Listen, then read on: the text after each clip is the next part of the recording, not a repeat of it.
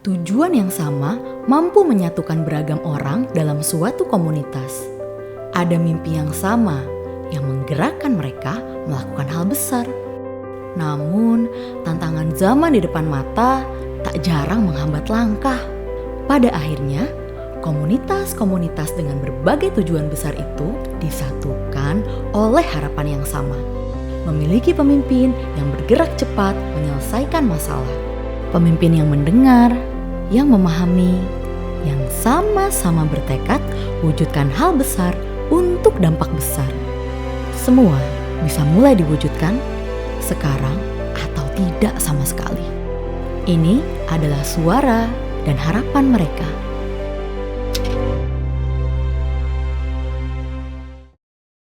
Nama saya Nyoman Karyawan, saya dari komunitas kelompok pencinta karang Nuansa Pulau Nusa Penida.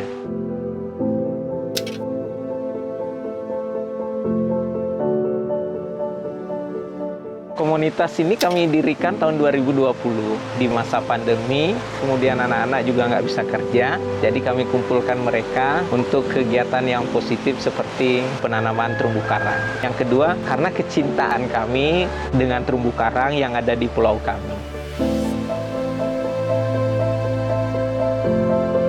Kami berada di garis pantai, jadi kami berdekatan sekali dengan karang. Jadi kalau tidak teman-teman yang ada di pulau ini, lalu kita menunggu siapa? Kami kira ini akan jauh lebih mudah jika kami lakukan dibanding kami harus menunggu instansi atau orang lain untuk melakukannya lebih dulu. Seperti itu.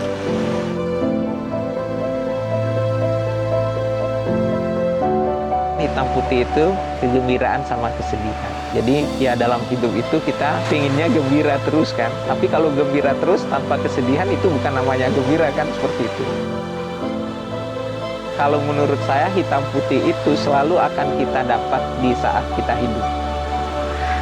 Dan yang saat ini kami rasakan, kami butuh pemimpin yang bisa menjaga keseimbangan.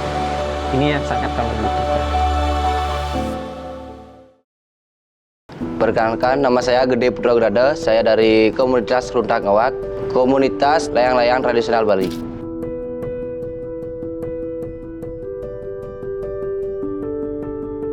Di layang-layang saya melihat di mana kita melestarikan budaya kita, layang-layang tradisional Bali.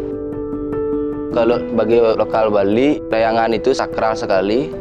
Sebelum kita membuat layangan ada upacara, sebelum kita menaikkan juga ada upacaranya. Kita memohon restu dari Batara Bayu atau Dewanya Angin. Namanya pandangan orang lain-lain ya. Yang memandang kita tuh nggak ada gunanya ataupun gimana tuh ada aja. Bagaimana kita tetap jalanin aja. Kalau kita mendengarkan omongan orang, kita akan jadi apa? Untuk menerbangkan layang-layang Bali ini kita tidak bisa sendiri.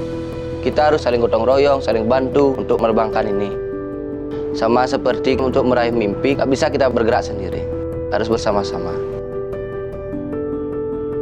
Hitam putih itu menurut saya perbedaan. Seperti layaknya komunitas kami yang memiliki latar belakang yang berbeda-beda, tapi kami dipersatukan di sini karena sebuah mimpi, yaitu layang-layang. Harapan kami untuk pemimpin selanjutnya itu mempunyai rasa berjuang, untuk mempersatukan walaupun berbeda-beda, kita tetap satu untuk kebaikan kita bersama-sama. Saya Denny Surya, saya seniman mural di Bali. Saya memilih mural karena latar belakang saya memang senang gambar dari kecil. Mural bagi saya itu adalah sarana untuk berkomunikasi dengan publik. Jadi saya bisa menyampaikan pesan dalam karya saya itu, di mana saya biasanya memberikan unsur-unsur budaya di dalam karya saya. Tujuannya adalah untuk menyampaikan kepada generasi sekarang untuk tidak lupa dengan budaya di masa teknologi yang sekarang sudah mulai maju. Sebagian orang banyak berpikir bahwa mural artis itu adalah aksi vandalisme atau coret-coret, tapi menurut saya tidak semua seperti itu. Mural juga dapat menyampaikan pesan-pesan di dalam karyanya, tidak hanya aksi yang nakal menurut saya sih. Ini sebenarnya tergantung dari sudut pandang masyarakat sih. Ada yang melihat itu seni, ada yang melihat itu vandalisme. Perjalanan hidup menurut saya adalah itu seperti kanvas yang kosong gitu. yang dipenuhi dengan banyak warna. Tetapi elemen yang terpenting adalah hitam dan putih, karena dia memberikan kontras gelap dan terang. Bisa membuat gambar itu lebih hidup lah. Karya yang saya buat adalah sebuah statement, di mana saya berharap pemimpin selanjutnya bisa memberikan kami sebagai seniman ruang untuk bebas berekspresi. Saya Mario Alexander Gerits, saya dari Himpunan Trah Anjing Kintamani Bali. Hanya sedikit orang yang peduli dengan anjing Kintamani Bali. Kebanyakan orang-orang lebih bangga punya anjing dari luar negeri, padahal kita sendiri punya ras anjing yang tidak kalah dengan ras dari luar negeri gitu. Jadi sudah sepantasnya lah kita melestarikan anjing Kintamani Bali ini. Anjing ini sudah ratusan tahun ya, kita bisa bilang jadi bagian dari suatu keberagaman yang ada di Kintamani. Dulu sempat dibilang anjing Kintamani Bali ini percampuran antara anjing lokal dengan anjing yang dibawa oleh seorang putri Cina. Walau ternyata setelah dicek secara genetik ya, anjing Kintamani memang asli dan primitif dari Kintamani itu sendiri. Hitam putih itu seperti sebuah kepastian ya, kejelasan atas apa yang kita miliki. Jadi kalau kita nggak bisa jaga itu, ya kita akan kehilangan sebuah identitas dari apa yang kita miliki. Harapan saya untuk pemimpin selanjutnya sih, pemimpin yang punya kepastian. Pemimpin yang langkah-langkahnya bisa jelas kelihatan dalam melindungi apa yang kita punya. Nama saya Isnyoman Astiadi, saya berasal dari komunitas surfing yang ada di Kuta, yaitu Halfway Kuta Board Riders.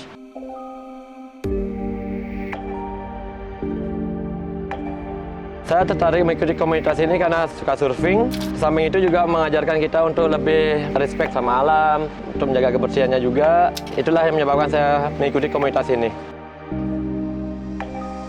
Problem yang kita hadapi selama bermain surfing yaitu gimana caranya kita untuk berdiri di atas ombak, kita harus menjaga keseimbangan di atas ombak, dan pantai kotor juga salah satu problem yang aku hadapin di surfing ini. Negara Indonesia ini kan negara maritim ya, jadi kita harus bergerak untuk menjaga kebersihan dari laut itu sendiri, karena itu juga berdampak pada lingkungan sosial kita. Karena kalau kita nggak jaga, siapa lagi yang akan menjaga? Nanti anak cucu kita malah nggak bisa menikmati pantai indah seperti ini.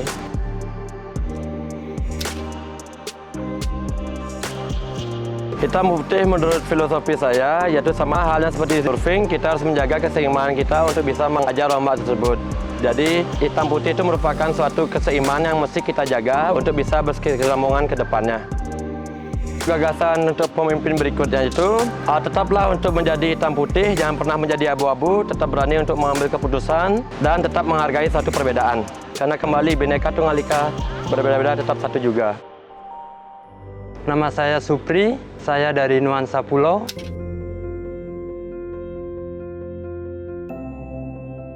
Laut bagi saya tempat meditasi.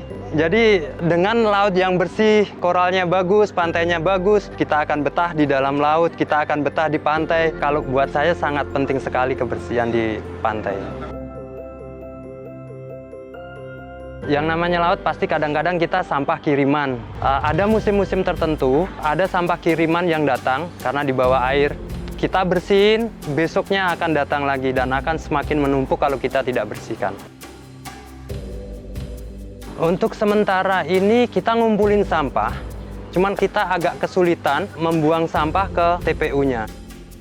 Kita juga coba edukasi ke masyarakat atau anak-anak dari sekolah kita ajak untuk bersih pantai. Kita sering melakukan itu juga.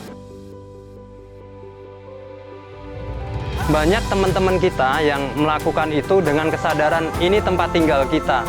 Kalau kita lihat tempat tinggal kita kotor, itu sudah tidak nyaman. Harapan kami, semoga pemimpin yang baru lebih tegas lagi terhadap oknum-oknum atau orang-orang yang melakukan pencemaran terhadap lingkungan dan lebih mendorong komunitas-komunitas untuk lingkungan yang ada di pulau ini.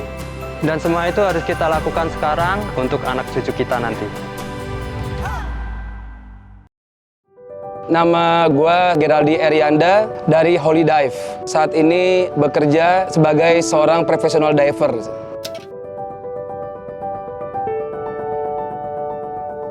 kita kerja seperti liburan kayak gitu. Jadi ini mungkin yang menjadi daya tarik utama ya kenapa saya berkecimpung sebagai seorang diver gitu Mas. Belakangan ini kita juga punya masalah dengan sampah. Sedih juga melihat tempat-tempat yang kita sering divingin saat ini sudah banyak yang berubah dari kesehatan terumbu karangnya maupun juga sampah yang ada di lautan kayak gitu Mas.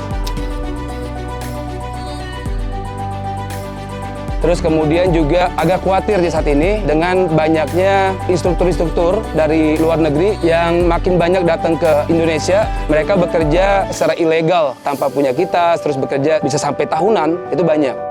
Jadi mereka mengambil hak yang harusnya bisa jadi lapangan kerja untuk orang Indonesia itu sendiri sebenarnya. Hitam putih layaknya alam yang selalu memberikan tanda yang jelas. Sama seperti kita mengharapkan pemimpin selanjutnya untuk membuat regulasi yang jelas dan juga kontrol yang tegas orang luar negeri yang bekerja dengan ilegal untuk memberikan sanksi kepada mereka. Juga membuat edukasi tentang betapa buruknya dampak sampah yang dapat merubah kesehatan laut di Indonesia.